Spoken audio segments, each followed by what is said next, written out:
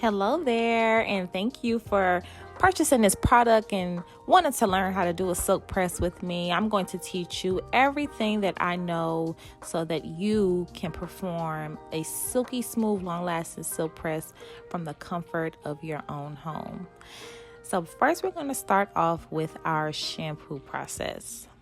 And we are going to use our clarifying shampoo first, and we're going to make sure that we completely saturate our hair with water. You want to make sure that your hair is completely wet.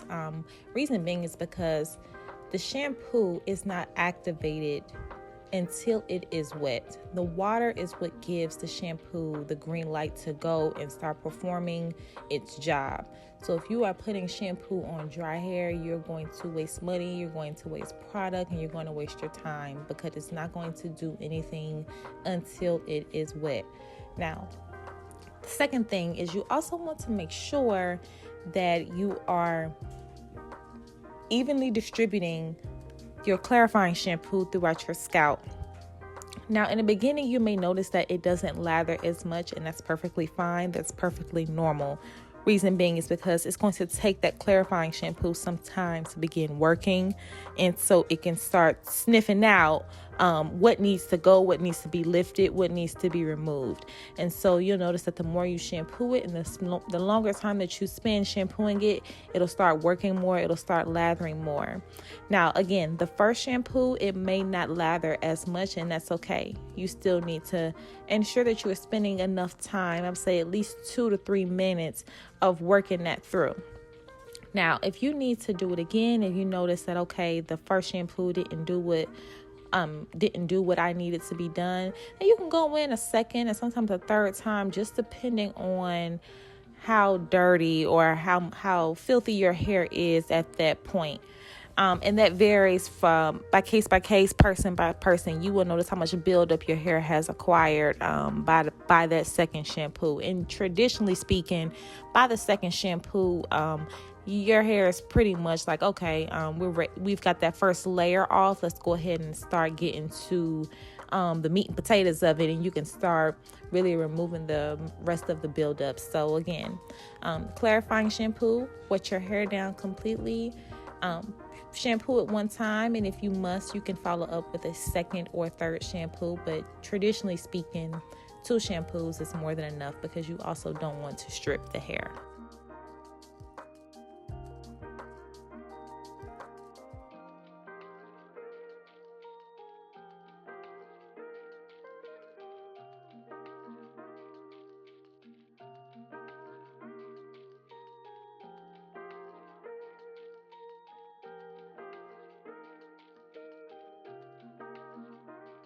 I'd also like to mention that you need to be very, very, very thorough with your rinsing when it comes down to your shampoos. If you leave any traces of shampoo in your hair, then that can affect the end result with your silk press because that is actually adding another layer of buildup. So be sure that you are rinsing your hair out thoroughly between each shampoo, and more specifically your last shampoo.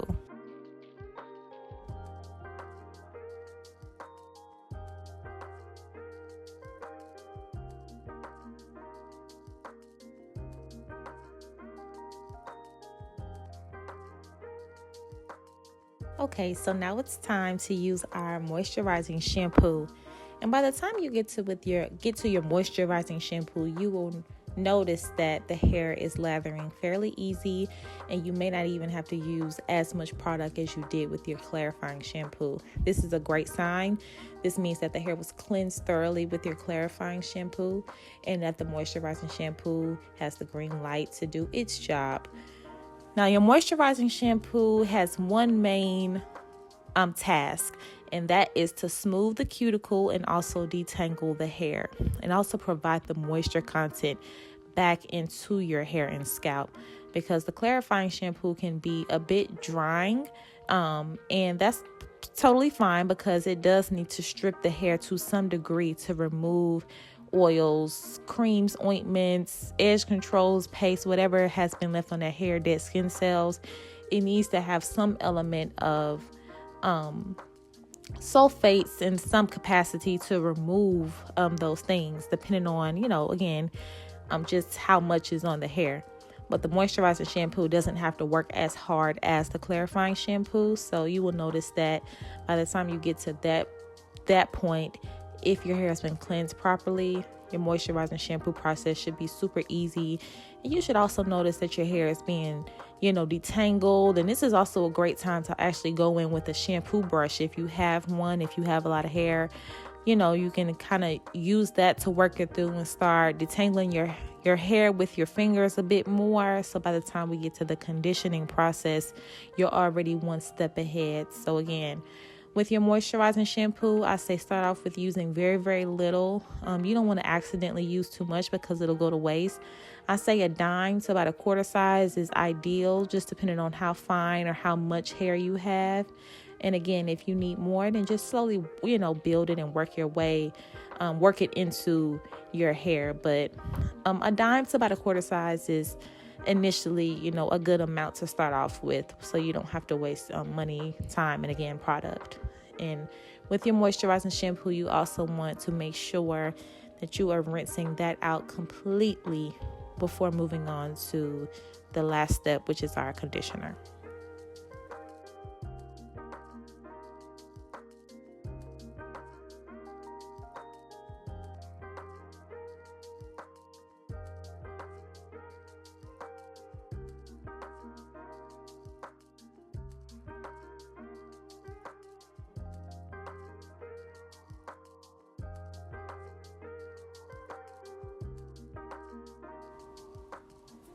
So before our last step of our shampoo process, we want to make sure that we are completely rinsing our hair thoroughly, getting all traces of shampoo out so our hair can be prepped nicely for the last step, which is our conditioner. And we also want to make sure that we are rinsing and squeezing the hair out, getting any excess water off. The hair needs to be wet in some capacity, but you don't want it drenched with water because that will dilute your conditioner, and it will also make it a bit ineffective as well. So you want to make sure you rinse off some of that water. And so with your conditioner, its primary job is to seal the cuticle. And though this is a little off topic, but I do feel that it is necessary for you to know that conditioner is not made to stay on your hair longer than the recommended time, okay? The cuticles of your hair primary desire is to be closed, okay? And so when you put it in a wet state, when you shampoo it, it's opening the cuticle, right? And so we want to get it back to square one. And square one is a nice, firmly tight closed, healthy, sealed cuticle. That's what you want. And so your conditioner is providing and is putting the hair on track to get back to that ground one space, to level one. That's what it desires. So you don't want to leave your conditioner on longer than the recommended time. Now, traditionally speaking, most conditioners will say anywhere from 3 to 5 minutes. If you will desire a bit of extra deep conditioning, then you can leave it on for 10 minutes under a hooded dryer.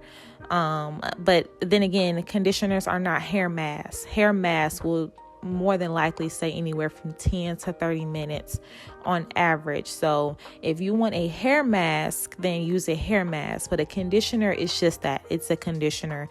It's not made to use as a hair mask. It can't be substituted as a hair mask because it does not have the same ingredients as a hair mask. So it will not work to that level. It's not as intense. And so after you apply your conditioner, detangle it, make sure that you get it through. You can use your wide tooth comb, even your fingers even, to detangle your hair as much as possible, because your conditioning, this is what's going to prep your hair for the blow dry. And so if your conditioner process is not effective, if you're not making sure you're distributing it evenly, that each strand is coated, if you're not making sure it's rinsed out thoroughly, then you will have issues with the remainder of your silk press. And so I always stress that for your conditioner, you rinse until you can't rinse anymore. You want to make sure that all traces of product are out of the hair. And also use lukewarm to cool water to do this, because that also aids in sealing the cuticle and getting a nice, shiny, smooth end result.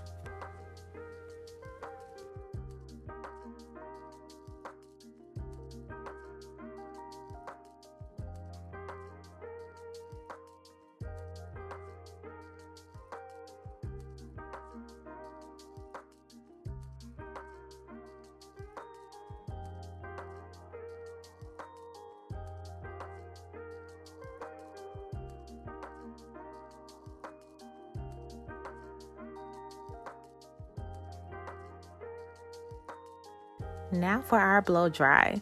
So we're going to use our leave-in detangler and our heat protectant spray to prep the hair for the blow dry.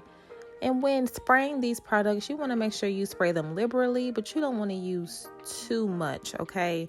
Now, these products are not made to be used in excess. They're not a shampoo, they're not a conditioner. They're just prepping the hair so that the heat from the blow dryer does not affect or damage the cuticle layer of your hair. So it's providing like a barrier. But again, depending on how much hair you have, use these products with your best judgment. If you don't have much hair, then or if your hair is on the finer side and products just tends to sit on it and weigh it down, then use a little. Maybe start off with 2 to 3 sprays, 2 to 3 sprays of each product on your hair. However, if you have a lot of hair, then you might need to separate your hair in maybe 4 sections to do maybe 2 sprays per section. And so that way it'll be evenly distributed and you don't have just an excess amount of product just sitting on one area of the head. And so to prep our hair for the blow dry, we are going to separate it a bit with our fingers. Your fingers are your best detangling tool, okay? Don't skip out on using your fingers, because especially when you have curly or coily hair, a brush or a comb sometimes just doesn't get into it, and you can detangle the hair, I would say at least maybe 70%, just by using your fingers, and that'll make your blow dry time almost cut in half. And so for the blow dry process, you can choose to use a comb detachment or a brush. I am using a brush just because it's a bit more professional and I can work with it a lot better than the comb, and I can train the hair and put movement and body and volume in the hair using the brush. But again, if you're at home, then you don't have to use a brush. You can use a comb attachment, and it's probably even easier to use a comb attachment if you were doing it on yourself. Or if you're just not familiar with using the brush, you can feel free to use that comb attachment if it comes with your blow dryer. And so you want to start from the ends. As you can see that I am not putting the dryer directly on the hair, but I am putting it fairly close to it, and I am using my brush to guide where I want that blow dryer to go. So I'm not just blow drying anywhere. I'm using the brush to stretch the hair out, using the blow dryer to smooth. So it's a stretch and smooth process. And what this does is it preps the hair for the silk press. Again, all this is essentially prepping the hair for the silk press, but the blow dry is crucial, because your silk press only comes out as good to the degree that you can straighten that hair with the blow dryer. So you want to get the hair at least 50 to 60% straight with the blow dryer first. And this is going to ensure that you are not putting excess amount of heat on your hair with your silk press by the time we get to the flat iron portion. So with your blow dry, again, and don't worry about your roots right now, because we can go back and we'll attack that later. Right now we are just worrying about the shaft of the hair. We'll get to the roots a little bit later on. So don't even worry about that.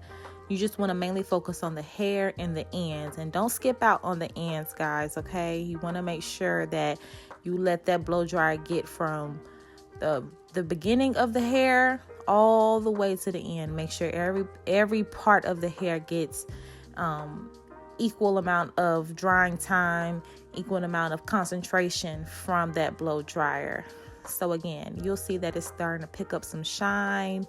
You see how straight it's getting? You saw where we began, how curly her hair was in its natural state. And we have got it this smooth with just a good blow dry. And so I always stress, take your time with your blow drying process. Don't skip out on it. Take your time. And a trick that I like to do in the salon sometimes is twisting the hair prior to blow drying it, and then sit under the dryer for a few minutes, and then blow drying it when the roots are about 50% dry, so that most of the water is lifted off to the scalp. But if you don't have access to a hooded dryer, then that's fine. This process works just as great.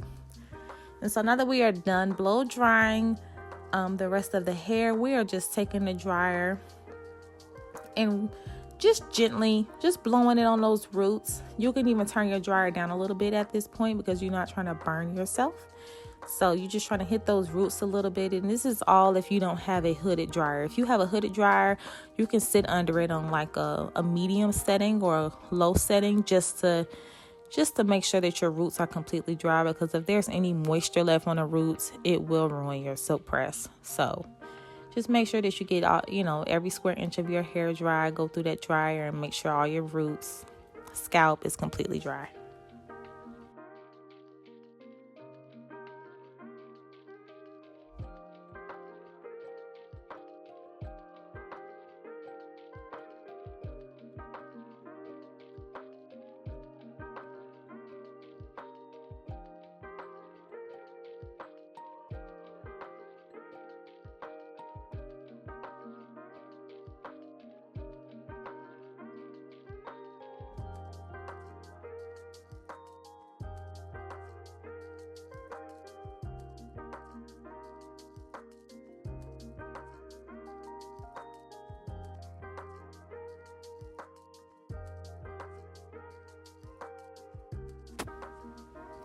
Okay, now, so let's go ahead and get into this silk press. Well, the flat iron portion of the silk press. So we're going to start off by using our lightweight serum. Now, you're not going to use a whole lot of this, okay? A little goes a long way. Reason being is because the hair is dry now. And so it's no longer accepting anything. It's not absorbing anything. Everything you put on the hair from this point forward is just literally sitting on top. So you want to be mindful of how much product you use. I say a dime size or even a little less than that goes a long way, okay? And just distribute that through the hair. Now for Christina's hair, I'm setting my flat iron on 450, but this is all subjective, just depending on the person, okay? So I always say start your iron off a little bit low, okay? For some people that might look like 370, 350, 390, 400 even. And, you can gradually increase it until you get the level of straightness you desire. Obviously for Christina's hair, we want to get her hair, as smooth and as straight as possible. And for her texture of hair, 450 works to press it out.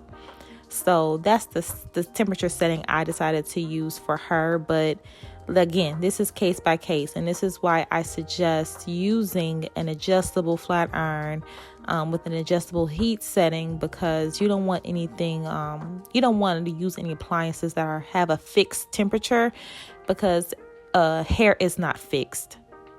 Everybody's hair is different. And so you need everything to be customizable for you, for the individual. So we're going to start off by pressing her edges first. And I like to do that with my 3/10 iron, simply because, or 3/10 or even a 1/2 inch will work, just depending on what you can work with best. I find that using the smaller irons, you can get into those little nicks and crevices a lot easier without burning yourself. So I like to use the smaller ones for that. And, it's almost like using like a pressing comb, but with minus all the additional heat that the pressing comb brings. But again, if that's your thing and you want to use that, then fine, if you're familiar. But if not, this works just as great, maybe even better, because again, it's controlled, it doesn't get as hot, and you can do the same job in a much safer way. And so With your silk press, I like to section mine into even maybe 2 or 4 sections, just depending on how I'm feeling that day. But I say if you are a beginner and you just want to take your time, then start off with 4 sections so you can really pay attention to what you're doing and you're not rushing through and accidentally taking too large of a section. And so if you once you pretty much get around the hairline portion of the section, you will notice getting through it is much, much easier because you're not trying to grab the edges. The edges have already been done. And so now you're just getting the interior. And the trick with the silk press is to make sure that you are taking subsections that are workable and that the heat can pass through. If the sections are too large, you will risk heat damage because you're going to have to keep going over the hair over and over and over. You'll keep doing it repeatedly, and that can cause complications. With this silk press, 1 pass is all you should need, okay?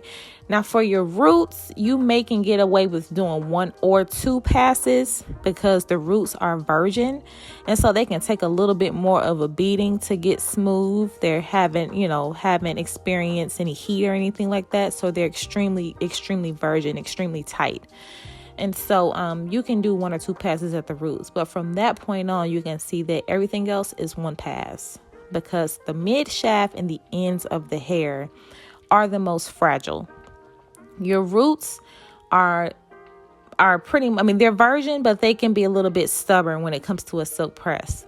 The mid shaft and the ends have already been kind of somewhat broken in. They have experienced just the day-to-day stresses from ponytails and brushing and combing and laying on it and everything like that. So, they're a little bit more fragile than the roots of the hair, okay?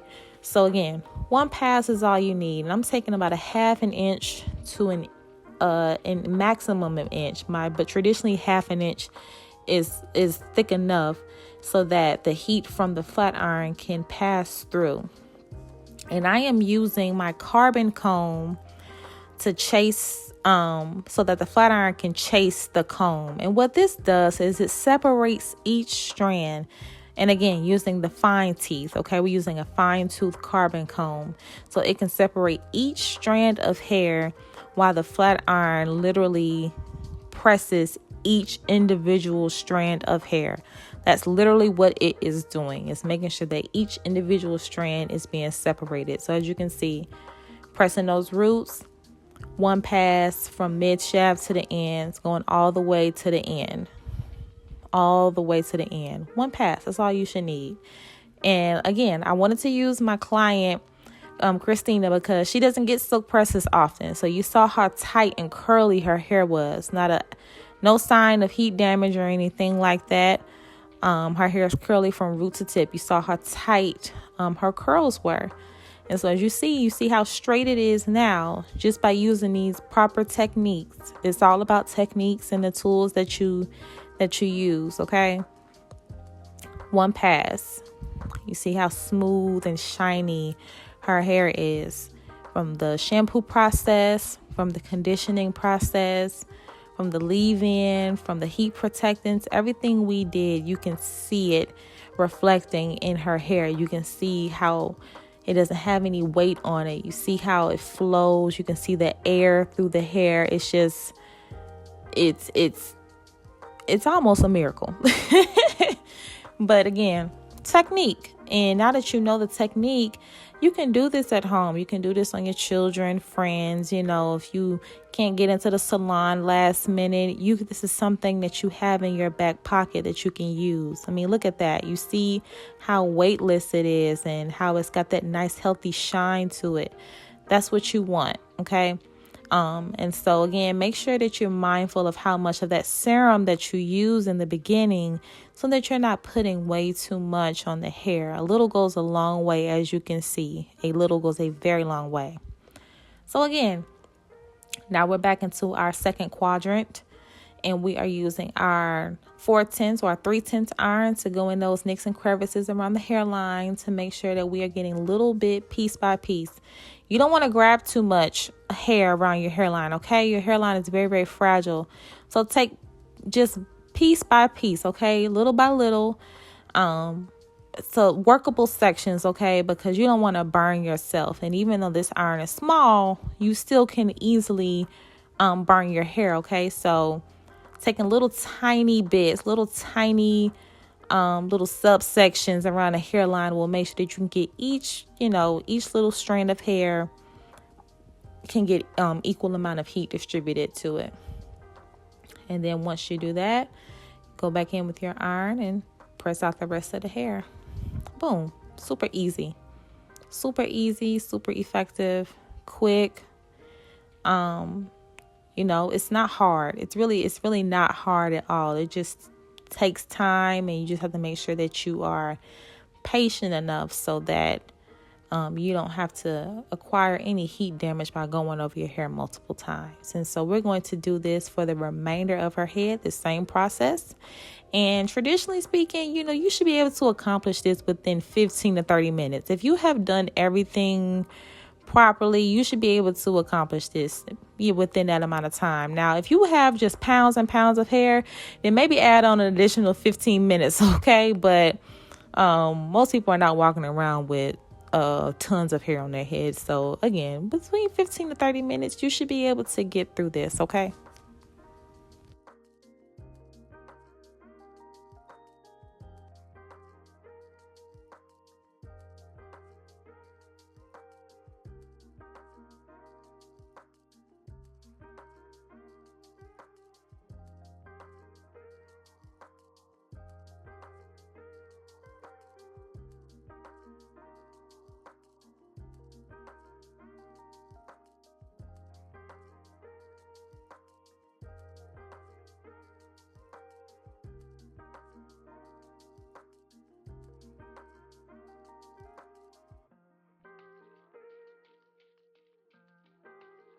So I did the other side off camera, but as you can tell, the silk press is coming out beautiful so far, and it just looks beautiful. I mean, it looks so good. You can really tell that her hair is in optimum health.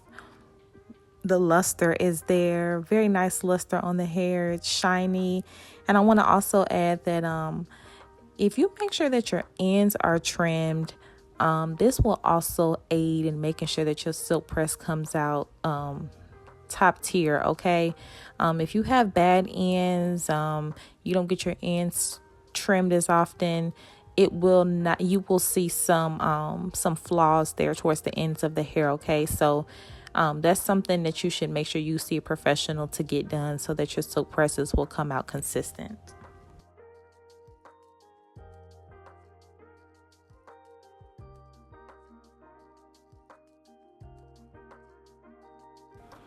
All right, so now it's time to style, and this is our last step. Now, this is optional, okay? I am using my Kenra number 9 holding spray, and this is a very, very, very lightweight holding spray. And my iron is set to 410 because I pressed her hair on 450, but now the hair is already straight. So we don't need to go back over it with using high heat. By lowering our temperature on our flat iron, we can preserve the integrity of the hair, and you can also make sure that it doesn't burn or singe the ends of the hair, okay? Because high heat can do that, and now it's unnecessary to use too high of a heat. So using it on 400 will do the job just fine. Well, 410. And I'm just going through and putting some soft curls on her hair, okay? Now, styling, guys, this is relative to the person, okay? You can style your hair however you want. If you don't want to curl your hair, that's fine. You can decide to leave it straight from a straight state. If you want that bone straight, sleek look, you can just wrap your hair as is, and it'll naturally acquire its own nice bevel to it without you having to put a flat iron to it. I would say wrap it for maybe 30 minutes to an hour, if you can. and you'll get a nice natural bevel to your hair on its own. But if you do decide to curl it with a flat iron, if you know how, or if you don't know how, then continue watching and I'm going to teach you. That's for Christina's hair. She doesn't really like a lot of volume, so I'm choosing to add her curls towards the mid shafts to the ends. I'm not putting her curls starting at the root because she doesn't like big hair. She just likes her hair, really, really simple and soft. And so I'm just taking my flat iron and I'm using vertical sections on a diagonal parting. And that makes a really big difference, okay? Especially if you want a natural fall. Sometimes if you part the hair horizontally when trying to curl it, and just going up the head on horizontal partings, it can make it look too rounded and too boxy looking. It can kind of date and age the hairstyle. But using long vertical partings on diagonals, it allows it to move with the natural shape of the head. And it also allows it to look a little bit more flattering to the face shape. So just taking my flat iron, doing some soft, simple curls, that's it. And with a flat iron, guys, if you're not familiar with using it to curl your hair, I always say practice with it turned off first so you can get the motion right. And again, this is not easy for everybody. So if this is too difficult for you and this is not your cup of tea, then feel free to use your barrel iron. A barrel iron works just as great and it's easier to use because it already has the shape of a curl. Only thing you're doing is just taking your hair and moving through it. It's a lot easier to use a barrel iron. But, being that I'm the one doing her hair, I'm decided to use my flat iron. So, yes, making sure I'm using those diagonal partings or diagonal subsections and using vertical sections.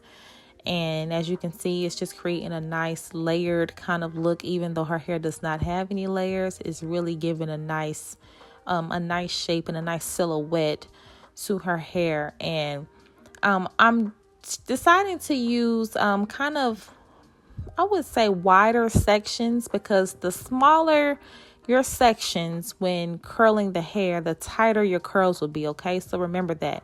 If you use larger sections, you'll get a larger curl. If you use smaller sections, you'll get a much tighter curl. So keep that in mind, okay?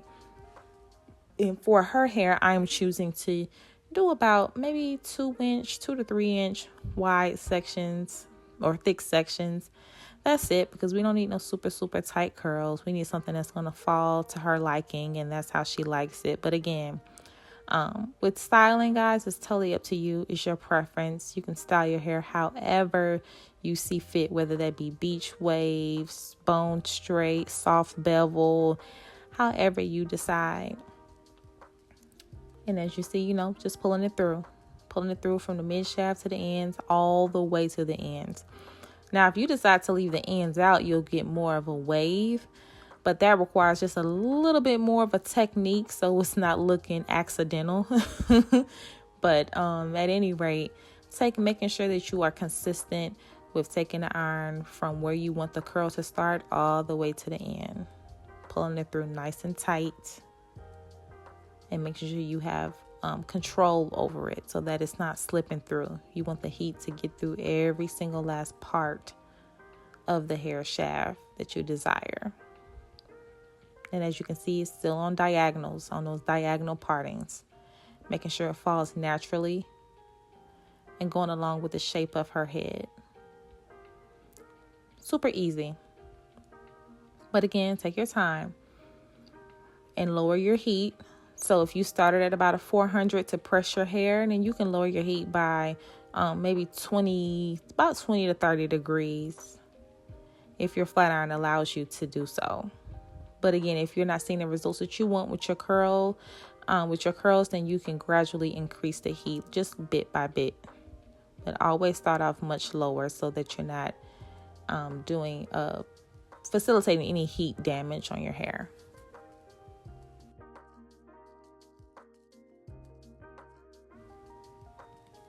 Okay, so we are done curling Christina's hair and styling it. Now, to preserve her silk press and her curls, she can do one of two things. She can either do rollers. Well, actually one of three things. She can pin curl, roll or do flexi rods, and they have all kinds of different styles of flexi rods that people can use now. I mean, the list is exhaustive of all the options, but it's better at night, I say, if you want your silk press to last longer, to do one of those methods instead of wrapping. Because if you wrap it every single night, if this doesn't bother you, then fine. But if you want to prevent it from getting oily as fast, then set it at night on rollers or big pin curls or something of the sort, so that the oils, the natural oils that your hair makes, the sebum that your hair creates, doesn't travel down the hair shaft as fast, and it will stay flowy, and it won't look as oily and as straight so soon. But if that doesn't bother you and you prefer a sleeker look, then wrap away. Those are the options that you pretty much have to preserve. But look at how nice her hair turned out. You see the luster there. You see the shine. You see the reflection in her hair. I mean, it just looks so healthy, and that's what you want, okay? And you did it. That's a silk press. Super easy, right? I mean, it's not hard. It just takes a little bit of time, and the more you do it and the more you practice, the better you'll get at it. Thank you so much. I hope you enjoyed this educational video, and I look forward to seeing you in my next course.